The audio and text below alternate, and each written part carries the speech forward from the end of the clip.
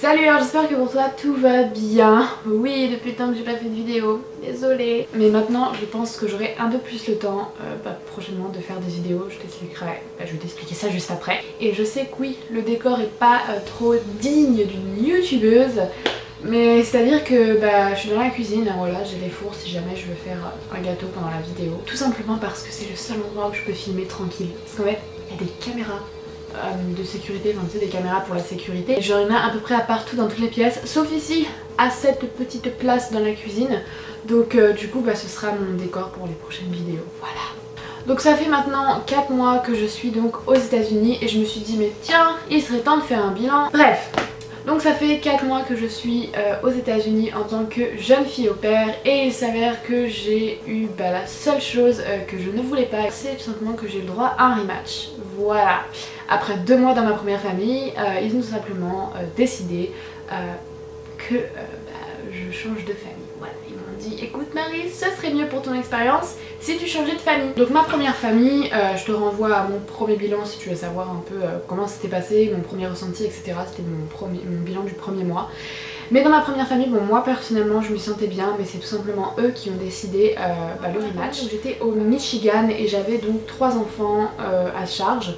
Donc j'avais des faux jumeaux, donc Eston et Emilia, donc une fille et un garçon qui avaient tous les deux 5 ans, et une plus grande fille, donc Elison, qui avait donc 6 ans. Je m'entendais très bien avec les parents, mais après une discussion, ils m'ont tout simplement dit voilà Marie, on pense que ce serait mieux pour toi si tu changeais de famille pour une meilleure expérience, etc. Par rapport aux enfants, parce qu'on sait que nos enfants sont compliqués, ce qui était le cas. On voit que tu travailles dur pour t'en occuper, pour les activités, pour la discipline, etc. Mais ça passe pas forcément, il n'y a pas cette connexion qui fait qu'ils t'écoutent. Je l'avais dit je crois dans ma vidéo de mon premier bilan en fait, j'avais beaucoup de mal surtout avec le garçon qui dès que je disais non, ou dès que parfois, une fois par exemple je me souviens que il s'amusait avec un jouet, et pistolet avec les petites fléchettes, enfin c'est pas les fléchettes mais ces trucs en mousse là, et t'appuies et ça en envoie. Et genre moi il s'était amusé à m'en envoyer, mais j'en ai reçu sur la tête et tout quoi. Du coup ça faisait plutôt mal, donc j'avais pris le truc et je lui avais confisqué, ce qui est normal. Et il était pas content, du coup il m'a tapé tout simplement, il m'a un peu griffé, ce genre de choses quoi. Donc, bien sûr les parents, je leur en ai parlé, ils étaient contre ça, donc ils ont discuté avec lui, etc. Mais voilà, il y avait ce genre de petits trucs avec lui et quand il était pas content, il me le faisait savoir. Et donc j'avais beaucoup de mal avec lui, et surtout le pire après c'était quand les jumeaux s'y mettaient en fait, genre c'était horrible parce que lui des fois j'arrivais pas à le recadrer, alors mais si sa soeur le suivait, c'était horrible. Et l'autre raison qu'ils m'ont dite, c'est que tout simplement nos personnalités ne matchaient pas, parce que moi je suis le genre de personne, je suis pas hyper expressive, je suis un peu introvertie, j'ai pas le sourire tous les jours, enfin il y a des jours tu vois genre un grand sourire, des jours non, je vais être un peu plus silencieuse, je suis un peu timide aussi, et voilà, et eux c'est j'ai envie de dire, pour moi en tout cas, la famille pure américaine qui va être le sourire mais tous les jours, hyper expressif, hyper extraverti, des fois ça va même être too much. Je me souviens des fois genre quand ils voyaient un pote, je sais pas, un ami à eux de la famille qu'ils avaient vu la veille, hein, et ils réagissaient avec la personne comme s'ils l'avaient pas vu depuis 3 mois, tu vois, enfin genre c'était ah salut, comment ça va et tout, enfin tu sais c'est le câlin et tout, le super grand sourire, on est hyper heureux de te voir. Non quoi, tu l'as vu hier la personne, enfin c'était pas obligé de être hyper expressif quoi. Moi j'étais un peu plus retirée, un peu plus tranquille, un peu plus calme, un peu plus silencieuse, et eux c'était carrément l'inverse. Donc ça matchait pas. Moi personnellement ça me dérangeait pas plus que ça, mais apparemment peut-être si. Donc ils m'ont dit tout simplement ce serait bien que tu rematches Marie. Et si jamais ça m'intéresse, peut-être je ferai une vidéo plus complète là-dessus de... Enfin ça c'est les raisons qu'ils m'ont donné, mais plus complète là-dessus de qu'est-ce qui a amené au rematch, comment je suis, parce qu'on a eu une discussion, mais il y a eu d'autres petites choses avant, j'ai reçu un message de ma LCC, etc. Bref, pour expliquer le déroulement, comment ça s'est passé, etc. Ou peut-être faire une FAQ en même temps et tout. Maintenant, donc j'ai trouvé une nouvelle famille, mais complètement différente. Je sais pas si je l'ai dit, mais avant j'étais donc au Michigan, j'y suis restée donc 2 mois. Et donc maintenant je suis à New York, enfin plus précisément Long Island, si tu veux, New York c'est la ville en fait, et Long Island c'est on va dire un peu la banlieue et puis t'as les plages etc. Voilà, genre j'ai une heure et demie de train pour aller en ville tout simplement, donc c'est plutôt cool. Ma famille est encore plus différente parce que mis à part l'état, c'est que maintenant j'ai des adolescents. Donc j'ai un garçon qui a 14 ans, donc Evan, et une fille qui est plus grande qui a donc 16 ans, Sarah. C'est complètement différent des adolescents parce que t'as vachement de temps libre. Je veux dire, voilà quoi, enfin, c'est des ados donc ils peuvent s'occuper tout seuls. Donc franchement, la journée ils sont dans leur chambre, ils sont aux jeux vidéo etc. Franchement quand tu passes de 3 enfants qui ont 5 et 6 ans à des ados qui ont 14 et 16 ans, au début ça fait un choc parce que tu tournes en rond parce que, comment dire, t'as vachement de temps libre, t'as vachement de temps pour toi. Par contre, je conduis énormément. Alors oui j'ai du temps libre dans la journée, mais quand tu as des adolescents il faut savoir que tu conduis. Donc des fois je fais jusqu'à 3-4 heures de conduite. Pas forcément d'affilée, mais je veux dire par exemple conduire un peu le matin, conduire un peu l'après-midi, conduire un peu le soir, au final ça te fait 3-4 heures de conduite par jour. Donc c'est tout aussi épuisant je pense que de s'occuper des enfants, mais derrière faut se dire j'ai quand même du temps libre. Donc c'est... Voilà, c'est bien, c'est complètement différent, c'est une autre expérience. Tout se passe bien avec la famille, ça fait donc 1 mois maintenant que je suis avec eux. La relation avec les parents est aussi différente du Michigan, je veux dire, tu vois, genre il n'y a pas forcément de dîner en famille, parce que bon, les parents rentrent tard le soir, les enfants font des activités des fois le soir, donc il n'y a pas forcément de family dinner. Je suis très contente aussi du coin où je suis, parce que franchement, j'ai tout à proximité. Genre là, si tu veux...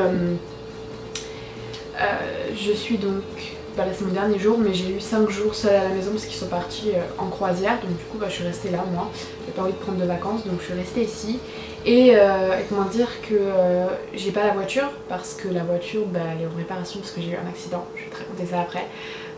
Mais franchement j'en ai pas besoin en fait parce que bon j'ai le vélo et je peux aussi aller à pied un peu partout, genre j'ai un Starbucks à 5 minutes de chez moi, j'ai un centre commercial à 15 minutes à pied tu vois, donc franchement au final j'ai pas forcément besoin de la voiture, donc c'est pas un problème. Le week-end il y a une plage à côté, on peut y aller en vélo en 20 minutes, je veux dire, donc voilà c'est plutôt cool et en fin de compte voilà, il y a franchement tout à proximité et je suis contente qu'au Michigan t'as besoin que tu veuilles aller n'importe où, même dans le centre-ville de là où j'habitais, il fallait que j'ai la voiture quoi. C'était pas possible.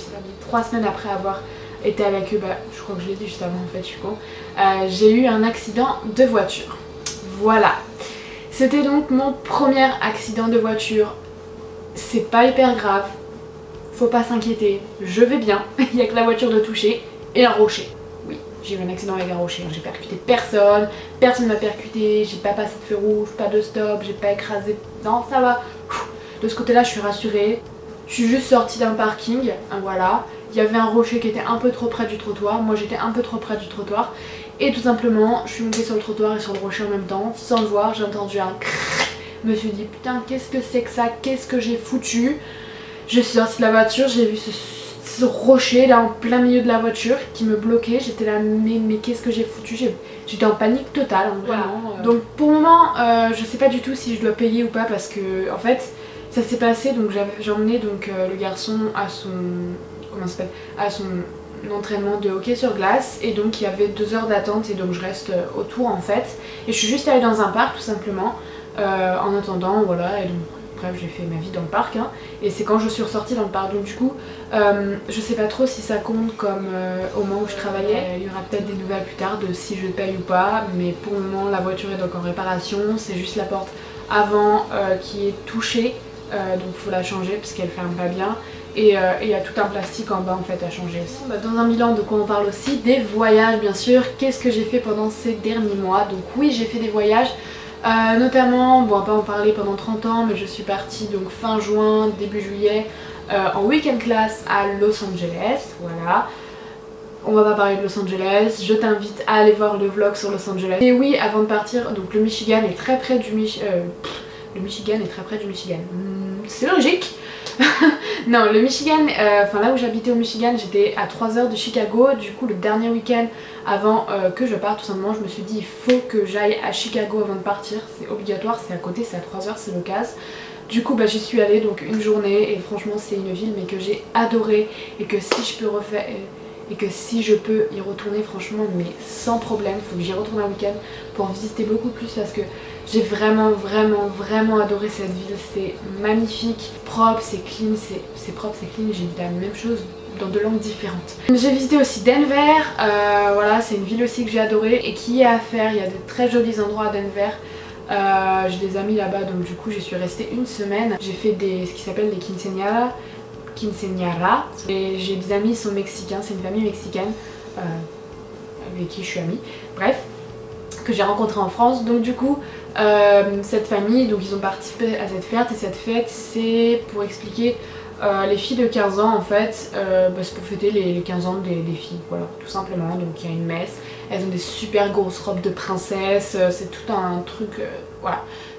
Et bien évidemment j'ai fait New York aussi, et bien sûr la chose dont tout le monde parle dans un bilan, enfin dont tous les au pairs parlent dans leur bilan, c'est l'anglais. Est-ce qu'en 4 mois mon anglais s'est amélioré? Est-ce que je me sens beaucoup plus à l'aise en 4 mois avec mon anglais? Oui, mais complètement.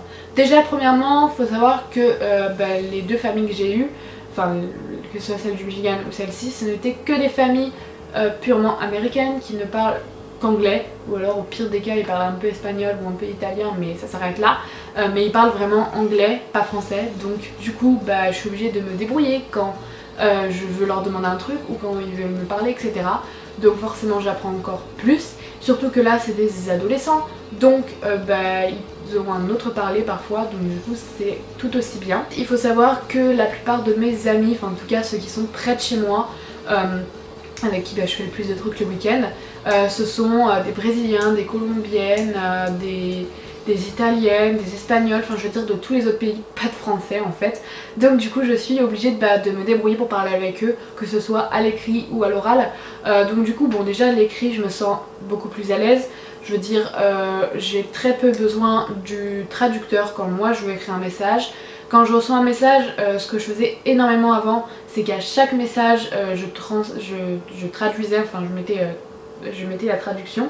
Maintenant beaucoup moins. Je veux dire, bon des fois quand c'est des grands messages, je veux dire je comprends le sens, mais des fois pour être sûre en fait je préfère traduire. Il y a des choses par exemple que j'avais peur quand j'étais au tout début de mon année, le premier mois je crois, les 2 premiers mois, c'est que quand on m'appelait au téléphone je stressais pour me dire oh là là mais comment je vais faire pour comprendre, alors que maintenant ma famille par exemple m'appelle et me parle en anglais, tu vois, j'arrive à comprendre à peu près ce qu'ils disent, enfin pas à peu près mais j'arrive à comprendre ce qu'ils me disent et ce qu'ils me demandent. Bon, il m'appelle pas tous les jours non plus, mais je veux dire quand il m'appelle je comprends quoi. Mais avant j'étais vraiment stressée, j'étais là et du coup des fois je disais à mon ancienne famille est-ce que tu peux m'envoyer un message à l'écrit, tu vois, parce que moi je pouvais traduire, etc. Au niveau de mon oral, oui je suis plus à l'aise aussi, moi déjà de mon parler, j'ai beaucoup plus de vocabulaire, les constructions de phrases se font beaucoup plus facilement, on va dire que j'arrive à parler plus naturellement, je suis pas là à chercher tout le temps mes mots. Voilà, je parle, si j'ai envie de dire un truc, je parle, tout simplement, enfin je parle, je veux dire voilà quoi, ça sort plus naturellement, même des fois ça m'arrive, quand je suis toute seule en fait, je suis tellement confrontée à l'anglais tout le temps, que parfois quand je suis toute seule, je parle anglais, et je suis là, ah mais Marie, ça fait que 4 mois, hein, et je suis là, mais Marie t'es toute seule donc tu peux parler français, voilà, des fois je suis là, ou même des fois au chien, je me dis, est-ce qu'il faut que je lui parle anglais, est-ce qu'il faut que je lui parle français? Alors du coup le chien, parce que oui ils ont un chien cette famille, du coup des fois je lui parle anglais, des fois je lui parle français, la pauvre elle doit rien comprendre. Au niveau de ma compréhension de l'anglais, alors quand les gens me parlent je comprends, mais quand ils me parlent doucement en fait. S'ils se mettent à parler beaucoup trop vite, tu vois, genre quand ils parlent entre eux, des fois les discussions à table, il y a pas beaucoup de dîners en famille, mais quand il y en a et qui parlent entre eux, des fois moi je suis là, qu'est-ce que vous racontez? Je suis perdue. Mais sinon, dans l'ensemble, j'arrive à comprendre ce qu'ils disent quand les gens parlent doucement et prennent le temps. Par exemple, j'ai vu que mon anglais, quand je suis arrivée ici dans cette famille, j'ai vu que mon anglais s'était amélioré. Parce que par exemple, ma host me dit, mes parents travaillent tous les deux. Je voulais plus de parents parce que mon autre famille au Michigan en fait les parents travaillaient à la maison et je voulais plus de parents qui travaillent à la maison. Je voulais que les parents s'en aillent en fait et que je sois toute seule avec les gosses, voilà, pour être tranquille, que ce soit des grands ou des petits. Donc eux ils travaillent tous les deux. Et elle me dit bon Marie écoute, demain tu peux aller ouvrir ton compte en banque, parce que je devrais ouvrir mon compte en banque.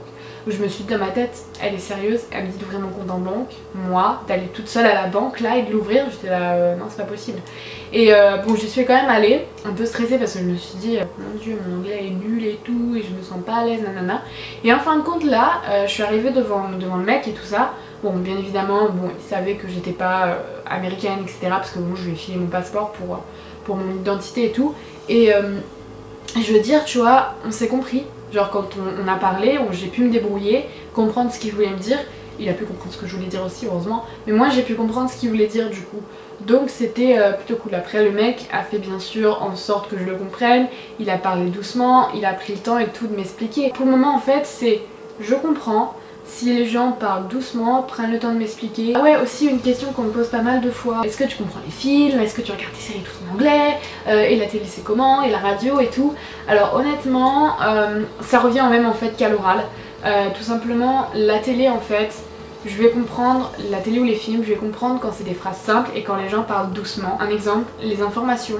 Je comprends que dalle parce que je trouve que c'est beaucoup trop rapide. Mais des émissions à la con, hein, comme la télé-réalité ou des émissions simples, par exemple il y a une émission c'est genre comme Top Chef en France. Des émissions comme ça ou des émissions sur l'histoire, tout ça, enfin bref, ce que regardent mes hosts en général, j'arrive à comprendre parce que c'est des... Bah, je sais pas, les gens parlent pas forcément vite dans ces émissions là. Au niveau des films ou des séries, je regarde pas encore mes séries tout en anglais. C'est pas possible. Je peux pas tout comprendre. C'est un peu trop rapide pour moi, même pour les films. Regarder des films tout en anglais, il me faut le sous-titre en fait. Parce que bah, des fois les films en fait, quand ils se mettent à faire des discussions à rallonge, tu sais, les explications et tout, par exemple si c'est un film un peu scientifique et qu'ils te mettent à faire des explications sur la science et tout, je vais être perdue parce que c'est des mots que je connais pas. Bah du coup c'était tout pour cette vidéo, ça fait un petit moment que je tourne maintenant. Bah j'espère que ça t'a plu, écoute, et vraiment je vais essayer de faire beaucoup plus de vidéos parce que bah tout simplement je vais avoir le temps en septembre parce que bah je l'ai pas dit mais en fait bah comme je l'ai dit, les parents travaillent tous les jours du lundi au vendredi, les enfants vont à l'école du lundi au vendredi, donc à partir de septembre bah j'aurai pratiquement toute ma matinée de libre en fait, donc je pourrais carrément faire des vidéos un peu plus. Alors peut-être pas toutes les semaines, mais voilà, je vais essayer de faire un peu plus de vidéos, d'être un peu plus présente sur ma chaîne parce que franchement j'ai vraiment rien foutu ces derniers mois. Donc en tout cas j'espère que ça t'a plu, n'hésite pas à comme toujours me rejoindre sur mes réseaux sociaux, surtout Instagram, je suis énormément présente sur Instagram, je le remettrai juste ici, c'est marie.gsmr. Et puis pourquoi pas mes autres réseaux sociaux, hein, Snapchat, etc. Et puis bah je te fais plein de gros bisous et on se retrouve, je l'espère, très vite pour une nouvelle vidéo. Bye bye!